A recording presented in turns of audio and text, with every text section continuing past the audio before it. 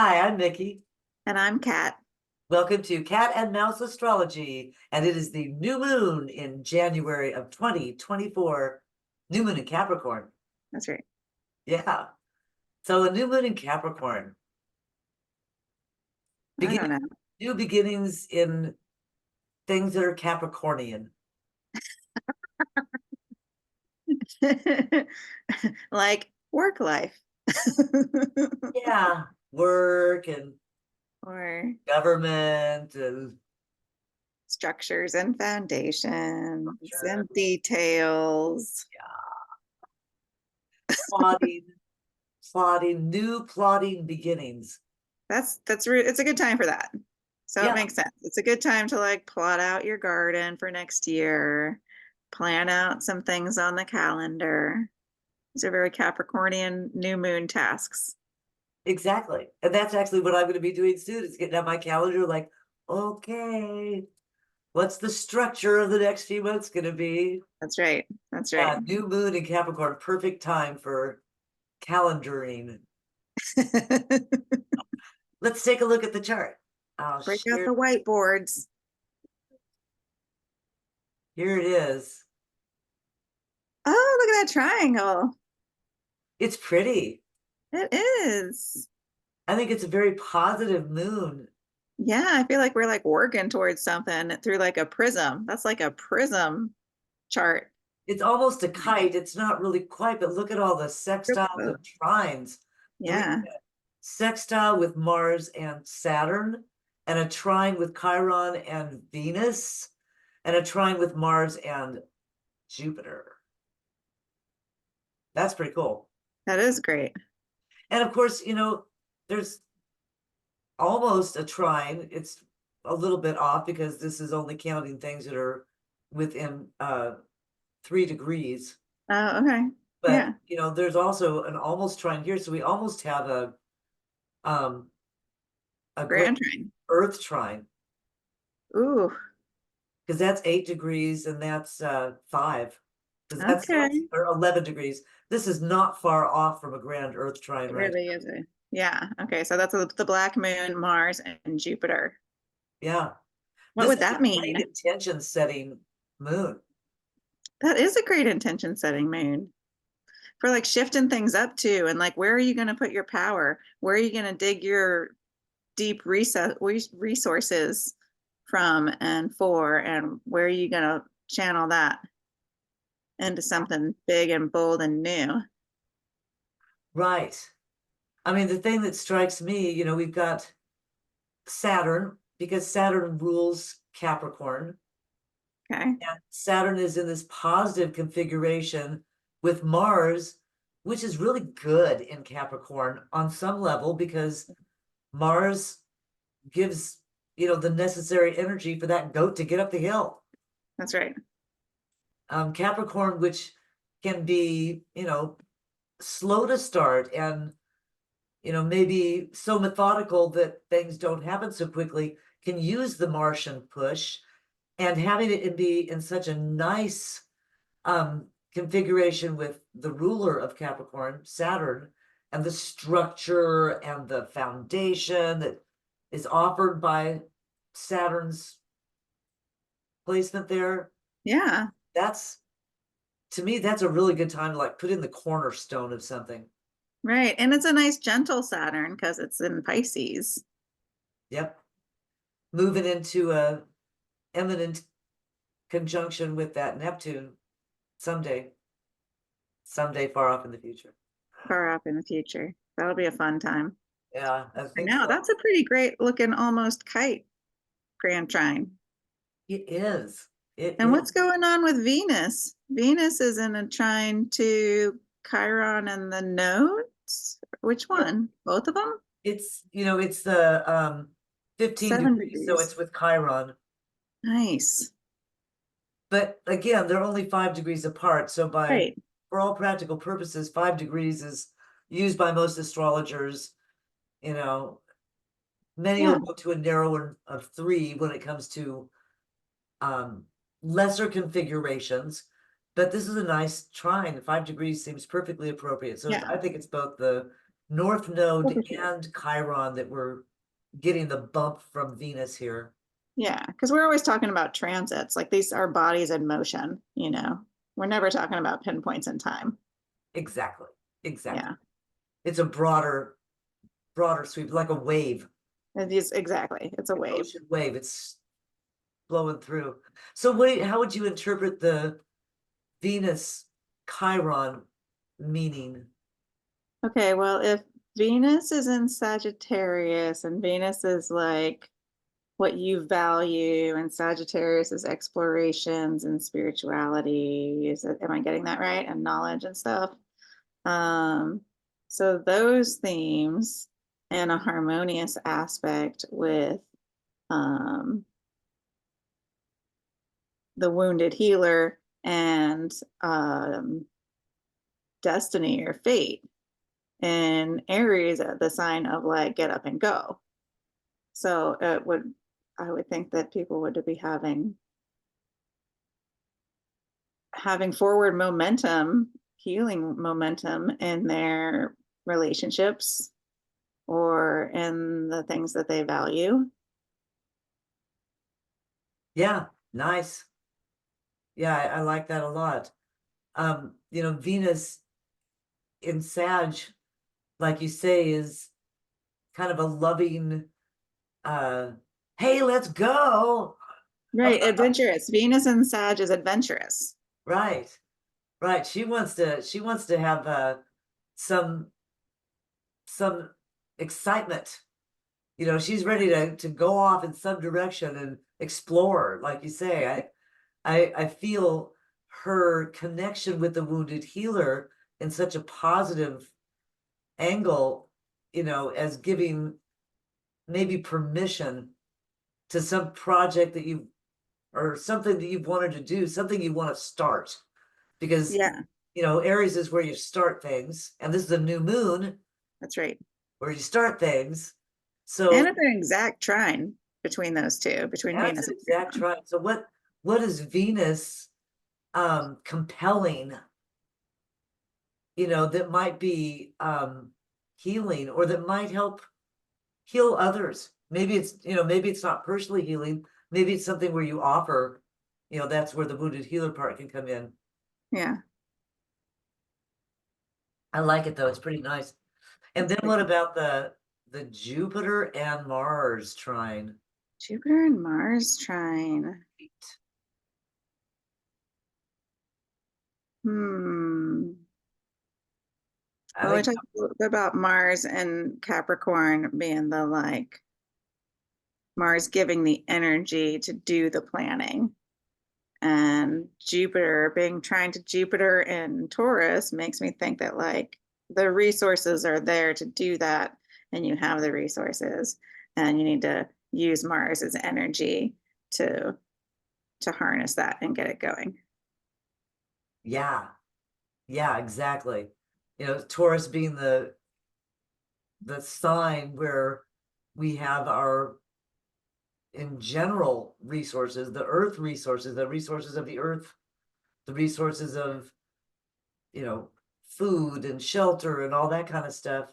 And that's Jupiter's a blessing Mm-hmm. there. And the Jupiter in trine is like a double blessing. So whatever Mars is energizing in Capricorn is getting a real kiss, it's getting a little um magic fairy dust, I think. Mm. I'm envisioning more like a boulder rising out of the earth that you're standing on top of. I like that. Yeah, yeah, yeah. The resources are like, okay, you need a bulldozer? We got a bulldozer. This is Capricorn. We can move mountains here. Right? So now there's an elephant in the room, if you will. And I would have to say that the new moon is not conjunct Mm-mm. Pluto It's not, by anything except for sign, right? but Pluto is at the very powerful 29th degree. about to leave Aquarius or leave Capricorn for Aquarius. It's going to make one more pass into Capricorn at the end of 2023.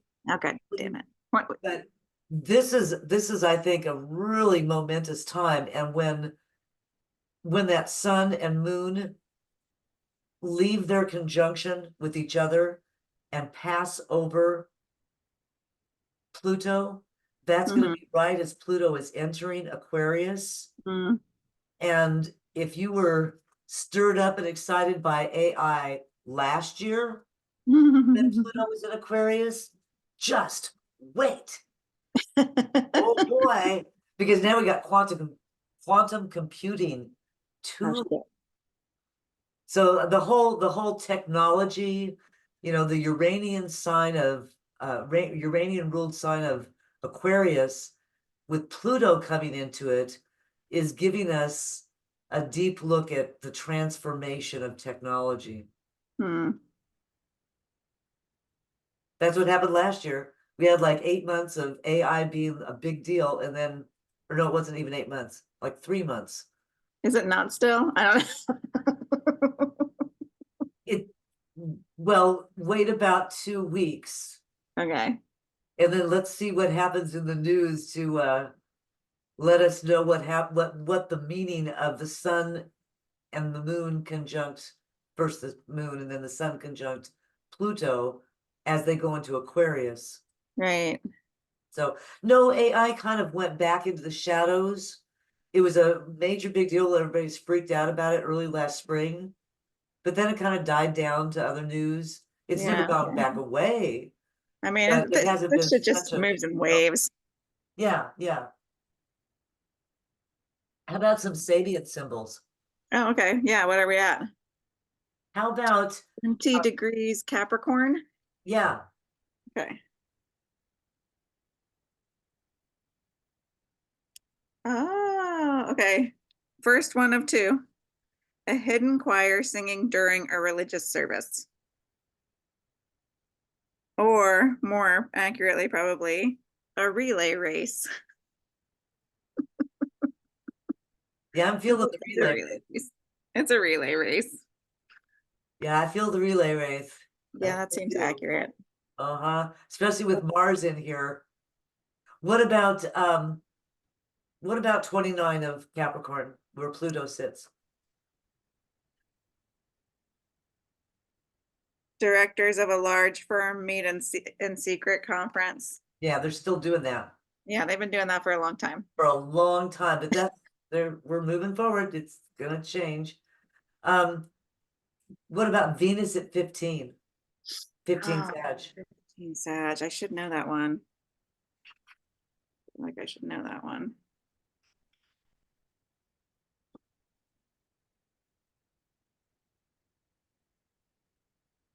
Seagulls fly around a ship looking for food.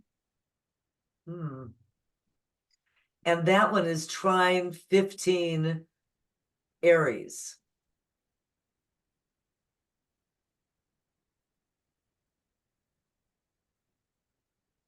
Brownies dancing in the setting sun.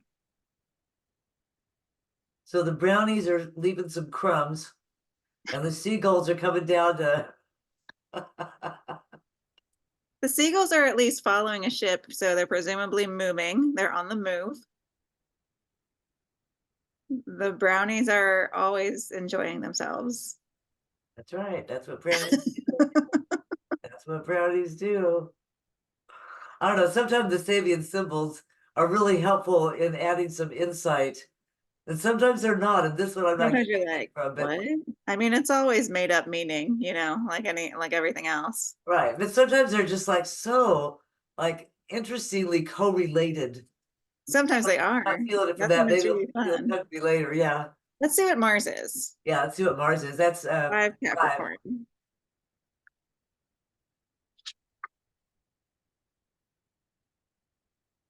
10 logs lie under an archway leading to darker woods.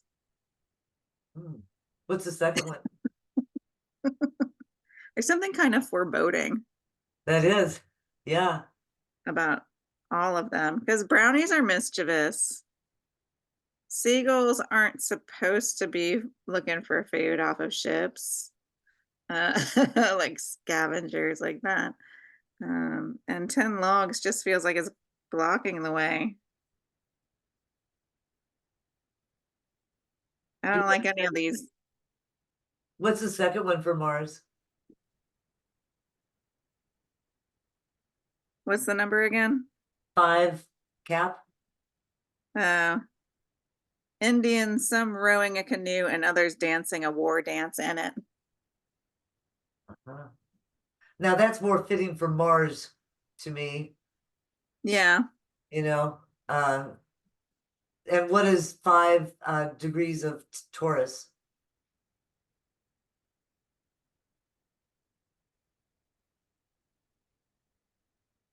a bridge being built across a gorge.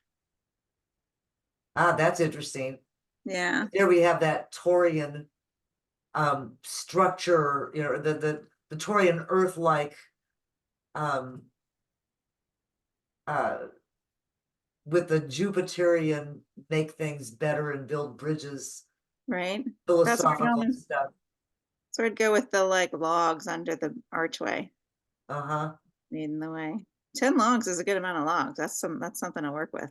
There is something to work with there.